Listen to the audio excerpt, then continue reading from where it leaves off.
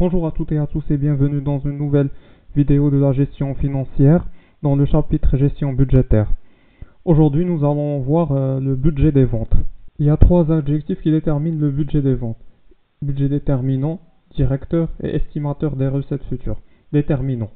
Déterminant parce que celui-ci, c'est à partir de celui-là que nous allons pouvoir extraire les informations suivantes. Le budget des approvisionnements, de production, des investissements jusqu'au budget de trésorerie. Car pour faire des approvisionnements, c'est à partir de quoi les approvisionnements? On ne les fait pas comme ça de façon arbitraire. On les fait en se basant sur un budget de vente. On va s'approvisionner en matières premières ou bien stock de marchandises pour atteindre tel chiffre d'affaires. Budget directeur. Directeur, il sert de guide pour les autres budgets. Estimateur des recettes futures. Estimateur des recettes futures parce qu'il se base sur des données antérieures pour pouvoir déterminer le budget de l'année qui suit. On détermine le budget de l'année qui suit à partir des chiffres d'affaires réalisés les 5 dernières années par exemple. Ensuite, nous allons voir comment on détermine le budget de vente. Le budget de vente est déterminé selon deux conditions, des conditions internes et externes. Les conditions internes regroupent la qualité des produits, compétences des salariés et capacité de production. La qualité des produits. La qualité des produits, c'est un critère qui nous permet de savoir si les produits que l'on propose sur le marché, ils sont valables, est-ce qu'ils représentent la même qualité que ce qui est proposé au marché. La compétence des salariés est un facteur qui nous permet de déterminer si le personnel est tellement compétent qu'il pourrait nous aider à atteindre les objectifs escomptés. La capacité de production fait référence aux immobilisations à la machine par exemple. Est-ce que cette machine est tellement performante qu'elle pourrait nous aider à atteindre l'objectif fixé, le chiffre d'affaires escompté. Les conditions externes. Les conditions externes, c'est en rapport avec l'environnement extérieur de l'entreprise. Le marché. Est-ce que les produits que l'on souhaite écouler sur le marché, combien on pourrait en produire, combien on pourrait liquider? Le choix des fournisseurs. Les fournisseurs, c'est également un critère qui nous permet de savoir à combien les fournisseurs proposent les matières premières ou bien les produits que l'on pourrait revendre, à combien ils les proposent pour qu'à partir de leur prix d'achat, on pourrait fixer notre prix de vente. Il y a la possibilité d'approvisionnement et l'évolution des besoins. Les besoins, ça c'est un facteur psychologique parce que les besoins de l'homme ne sont pas toujours constants. Ils évoluent au fil du temps. Il peut désirer tel objet à l'instant T, mais après une période donnée, son besoin change. Ensuite, on a comment est présenté le budget des ventes. Le budget des ventes est présenté selon 5 critères. On a par région, par représentant, par canal de distribution, par produit et par période. Voici la présentation du budget des ventes par région. Par région, on va prendre ici par exemple la région de Marrakech-Safi. On a le chiffre d'affaires qu'on doit réaliser chaque trimestre pour les différents produits dans cette région. Bon, je vais vous laisser le document dans la description pour que vous puissiez le manier selon ce que vous voulez. On a le budget de vente par région, comme vous le voyez. Il nous indique le chiffre d'affaires que l'on va réaliser dans la région X pendant chaque trimestre et pour différents produits.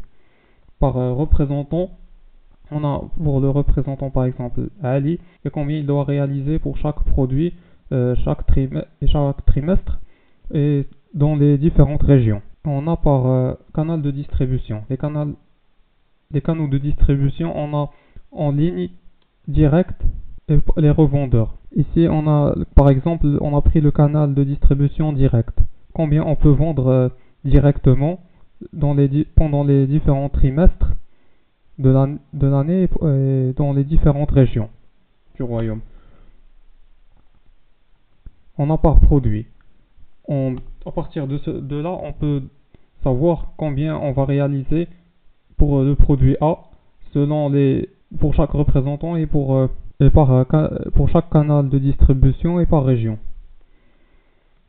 Et par période, on nous indique ici, pendant le premier trimestre, combien on va réaliser pour les différents produits dans les différentes régions et par les différents canaux de distribution. Quelles sont les techniques de prévision des ventes? Ici, on a la méthode d'ajustement linéaire et la méthode des coefficients saisonniers. La méthode d'ajustement linéaire est répartie entre la méthode Mayer, la méthode des points extrêmes, méthode des moindres carrés et la méthode des moindres carrés. Et ensuite, on a la méthode des coefficients saisonniers. Et maintenant, nous passons à un cas pratique. Ici, on a une période quinquennale. Quinquennale, ça veut dire 5 ans. Une période quinquennale où on a réalisé le chiffre d'affaires, différents chiffres d'affaires. Ici, on nous demande de déterminer le chiffre d'affaires de l'année 2027 selon la méthode de Mayer et des points extrêmes. Maintenant, nous allons commencer par la méthode de Mayer. Pour la méthode de Mayer, on doit déterminer la droite d'équation y est égal à x plus b. Cette méthode consiste à prendre les deux premières et deux dernières bornes que l'on divise par 2 pour y est égal à ax plus b. Y c'est le chiffre d'affaires, A c'est le coefficient directeur et B c'est l'axe des abscisses. Ici on a pris les deux dernières bornes de l'intervalle 2022-2027, ce qui fait 1703 plus 1638. Ici ça représente la 5e et la 4e année. On a fait 1703 plus 1638 sur 2 est égal à 4 plus 5 sur 2, A, plus B. Et on a pris également les deux premières bornes de l'intervalle, on a pris 1346 plus 1412 divisé par 2 est égal à 1 plus 2A sur 2 plus B. On va faire la différence de ces deux équations et on obtient pour A, si on fait la différence tout d'abord ici, B sera retranché, il y aura 0B, et on obtient pour A 97,16. Et ce A, on le remplace dans la première équation qui nous donne pour B 1233,25. Donc le chiffre d'affaires de l'année 2027 est de Y est égal à 97,16 fois 6. Plus 1233,25 et il nous donne 1816,25. Maintenant, nous allons passer à la méthode des points extrêmes. La méthode des points extrêmes, on va prendre ici la borne supérieure et la borne inférieure. On met en place l'équation 1703 est égal à 5A plus B. Et on prend 1346 est égal à 1A, ça veut dire A plus B. Et on fait la différence de ces deux équations. 1703 moins 1346 est égal à 5A moins A plus B moins B. Ce qui nous donne pour A 89,25. On remplace ce A dans la première équation. 5 fois 89,25, ça nous donne 446,25. Que l'on retranche de 1703 qui nous donne 1356,75. Et si on veut remplacer pour l'année 2027, on veut déterminer le chiffre d'affaires de l'année 2027, on met en place Y est égal à 89,25 fois 6 plus 1356,75. Donc on a le chiffre d'affaires de l'année 2025 1892,25. Et selon les deux méthodes d'ajustement linéaire, on voit bien que le chiffre d'affaires de l'année 2027 il est compris entre 1800 et 1900. Il est compris entre 1816 et 1893.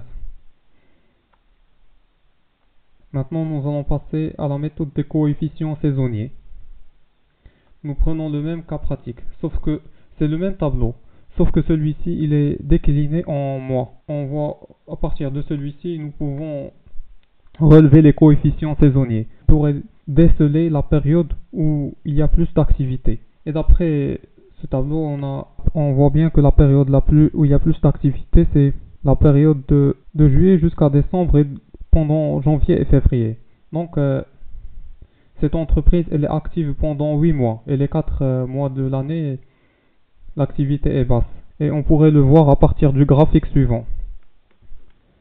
Le graphique ici nous indique que pendant le mois de juillet, août, septembre, octobre, novembre et décembre, ainsi que janvier et février, il y a plus d'activité. Pendant les mois de mars, avril, mai et juin, l'activité est relativement basse.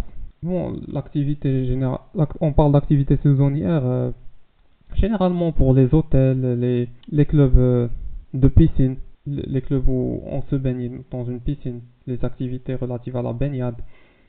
C'est là où l'activité est basse. Et à partir de ce cas pratique, on nous demande quel est le chiffre d'affaires du mois août N+10 en sachant que le chiffre d'affaires prévisionnel pris en compte est 1875. Ici, on nous demande le chiffre d'affaires du mois août N+6 pour l'année qui suit. Donc, si le chiffre d'affaires prévisionnel pris en compte pour l'année N+6 est de 1875, on a pour août 8,85%. C'est 1875 fois 8,85% nous donne 165,93. Bon, ce sera tout pour cette vidéo. J'espère qu'elle vous a plu et qu'elle vous a intéressé. Si c'est le cas, n'hésitez pas à mettre un like et de vous abonner à la chaîne tout en activant la cloche pour être notifié de la prochaine vidéo concernant le budget de production et d'approvisionnement. Sur ce, je vous dis à la prochaine et à bientôt pour une nouvelle vidéo.